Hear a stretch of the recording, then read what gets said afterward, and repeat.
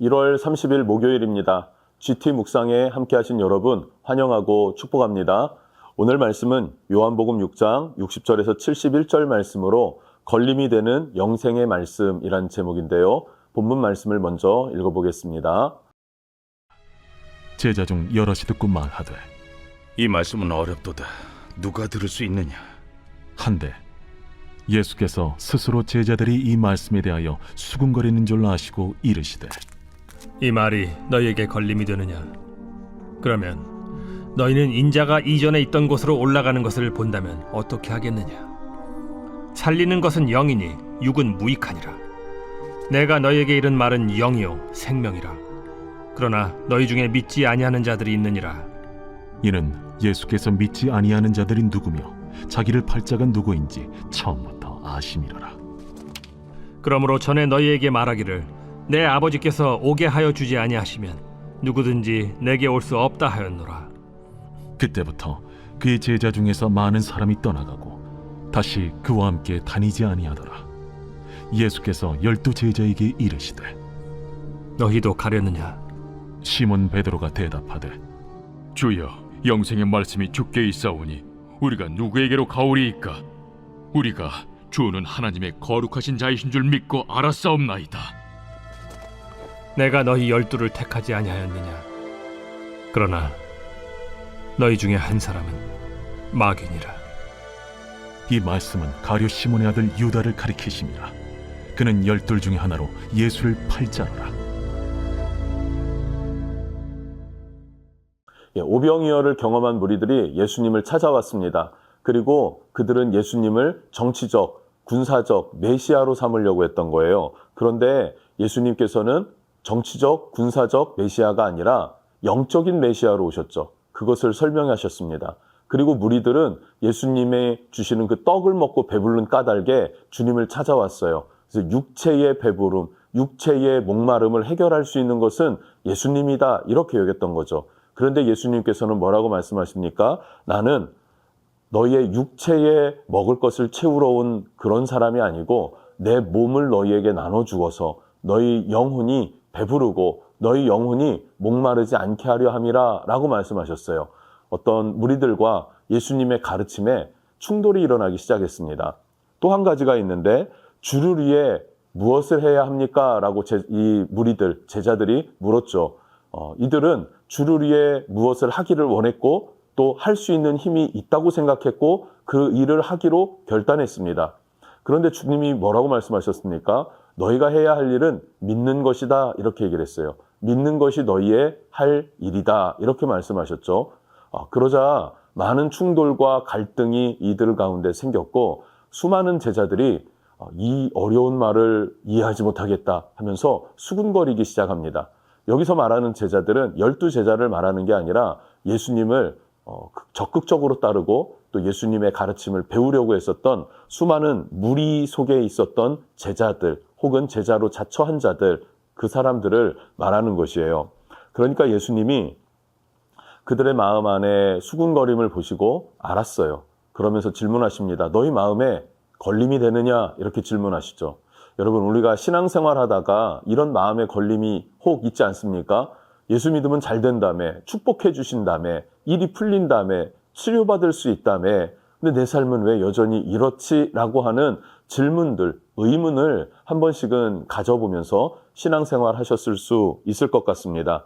그런데 주님이 62절에 뭐라고 말씀하시냐면, 그러면 너희는 인자가 이전에 있었던 곳으로 올라가는 것을 본다면 어떻게 하겠느냐? 예수께서 승천하심을 보면 너희가 어떨 것 같으니? 라고 질문하세요. 또 63절에는 살리는 것이 영이니 육은 무익하다, 이렇게 말씀하십니다. 무슨 말입니까? 우리에게 필요한 것은 영적인 일입니다. 먼저 그의 나라와 그의 의를 구하는 것입니다. 사랑하는 자여 내 영혼이 잘됨 같이 범사가 잘 되는 것이다 라고 말씀하시는 거예요. 육체를 미워하고 육체에 대한 것들을 악하다라고 말씀하시는 것이 아니라 영의 것을 우선으로 삼고 영의 것이 먼저 온전한 해결을 이루어야 육체의 삶에도 변화와 치유와 회복이 일어난다라고 주님이 말씀하시는 것을 우리가 잘 이해하고 기억할 수 있었으면 좋겠습니다. 사람들은 이 대화 가운데에 이제 예수님께 얻을 것이 없다. 나는 이해도 못하겠어. 라고 하면서 많은 사람들이 예수님을 떠나갔습니다. 그러면서 64절에 뭐라고 합니까? 그러나 너희 중에 믿지 아니하는 자들이 있느니라 하시니 이는 예수께서 믿지 아니하는 자들이 누구며 자기를 팔 자가 누구인지 처음부터 아심이러라. 아멘. 예수님은요, 무리들이 믿음이 없이 따라왔다라는 것을 알고 계셨어요. 그래서 돌아가는 것에 대해서 상처를 받지 않았을지도 모르겠습니다. 뿐만 아니라 12 제자들 가운데에 자신을 팔 가룟 유다, 그도 누구인지 또 그가 나를 팔 것이다라는 그 사실까지도 예수님은 처음부터 알고 계셨다라고 성경은 말하고 있습니다. 자, 그러자 예수님께서 제자들, 12 제자들, 선택하여 선발된 12 제자들에게도 물어보십니다. 너희도 가려느냐? 너희도 가려느냐? 예수님께서 처음부터 다 알고 계셨다 그랬어요. 믿는 자를 알고 있고 믿지 않는 자를 알고 있고 자신을 팔 자도 알고 계신다라고 말씀하시면서 왜 제자들에게 다시 한번 너희도 갈 거니 너희도 가겠느냐라고 질문하셨을까요?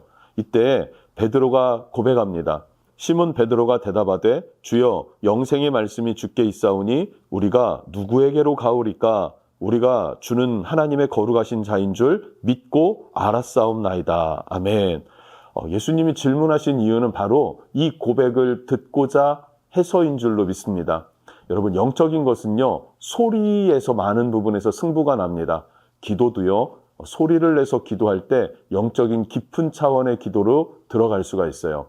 성경을 보면 유대인들은요, 항상 소리를 내서 기도하지 조용히 기도하는 법이 거의 없습니다. 예수님께서 골방에서 기도하라라고 말씀하신 한 번에 조용히 기도하라고 말씀하신 것은 우리 중심을 하나님께로만 아뢰는 것이지 사람들에게 보이려고 기도하는 것이 아니다. 가식적인 기도를 하지 말라라고 하는 의미를 담고 있겠죠. 모든 것이 소리에서 영적인 부분이 결정됩니다. 그래서 우리의 입술의 고백, 이 말의 고백은 매우 중요한 영적인 의미를 가지고 있고 신앙의 고백은 그만큼 우리의 믿음을 세워주는 강력함이 있습니다. 제가 이 영상을 찍으면서 계속해서 말을 하게 되고 성경을 읽게 되고 표현을 하게 돼요. 이 후에는 제가 끝났다라고 하는 편안함과 함께 제 안에 영적인 하나님의 은혜가 제 안에 넘치는 것을 저도 늘 경험하고 있습니다. 여러분, 소리를 내서 기도하는 것 중요하고요. 소리를 내서 찬양하는 것이 중요하고요. 말씀을 들을 때 아멘으로 화답하는 것도 매우 중요합니다. 뿐만 아니라 오늘 베드로와 또 이 12명의 제자들이 동일하게 예수님으로 하여금 뭐라고 고백합니까? 영생의 말씀이 주께 있습니다.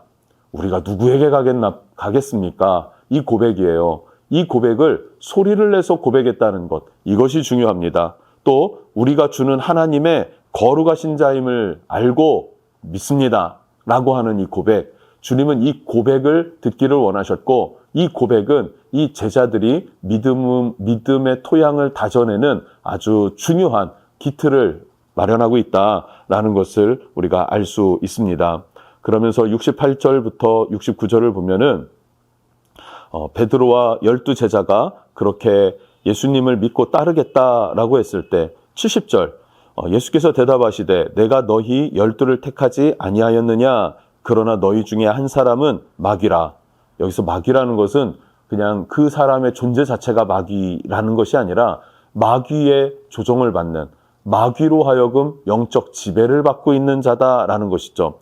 조금 더 쉽게 얘기를 하면요, 돈을 사랑하는 것, 하나님께로부터 온 마음이 아닙니다. 그리고 육체의 쾌락을 즐기려는 것, 그것도 하나님께로부터 오는 것은 아니에요. 하나님이 우리에게 허락하신 범주가 있습니다. 부부간에, 그리고 가정 안에서 우리가 누려야 할 것을 누리는 것. 근데 그 외의 것에서 또 다른 것을 구한다면 그것은 죄가 되는 것이죠. 예. 그렇게 우리를 지배하려고 하는 것, 사람의 인기도 될 수 있고요. 돈, 명예, 쾌락 등등 우리를 유혹하는 모든 영적인 것들이 있는데 그것에 지배받지 않고 자유하여서 하나님을 중심으로 진심으로 따를 줄 아는 마음, 그것이 우리에게 필요한 줄로 믿습니다. 예수님은 가룟 유다에게 간접적으로 계속해서 돌이킬 것을 그 중심 안에서 영적 갱신이 일어날 것을 기대하시고 그리고 계속해서 언질해 주시는 그런 모습들을 우리는 볼 수 있습니다. 71절 이 말씀은 가롯 시몬의 아들 유다를 가리킴이라. 그는 12 중에 하나로 예수를 팔자러라. 네, 인생이 완전히 예수님 팔자로 정해진 것이 아니에요. 그렇게 표현은 되어 있는 것처럼 되지만 예수님은 돌이키라 라는 것을 계속해서 말씀해 주고 계십니다. 여러분, 우리의 삶을 한번 돌아봤으면 좋겠습니다. 우리가 예수님을 따르는 이유가 무엇입니까? 충돌이 일어나는 이유가 무엇입니까? 아직 영적인 것이 무엇인지 그 가치를 알지 못해서 그럴 수 있습니다. 그럴 때 듣고 믿음으로 주를 따릅니다. 영생의 말씀이 주께 있습니다. 이런 제자들의 고백이 우리에게도 있기를 원합니다. 주님의 이름으로 축복합니다. 기도하겠습니다. 주님, 세상 사람들이 주님의 말씀과 내 마음의 요구와 충돌이 일어날 때 마음에 걸림이 되어 대다수의 사람들이 떠나는 것을 보게 됩니다. 그때 주님은 12 제자에게 너희도 가겠냐라고 질문합니다. 때로는 우리도 떠나고 싶은 마음이 들 때, 충돌이 일어날 때 주님이 우리에게 너도 갈 것이니? 라고 질문하신다면 우리도 12 제자와 같이 주의 영생의 말씀이 주께 있습니다. 누구에게 가겠습니까? 주님은 하나님의 거룩한 아들이심을 내가 믿고 알았습니다. 라고 고백합니다. 하나님, 이 고백이 우리의 고백 되게 해 주시옵소서. 예수님 이름으로 기도합니다.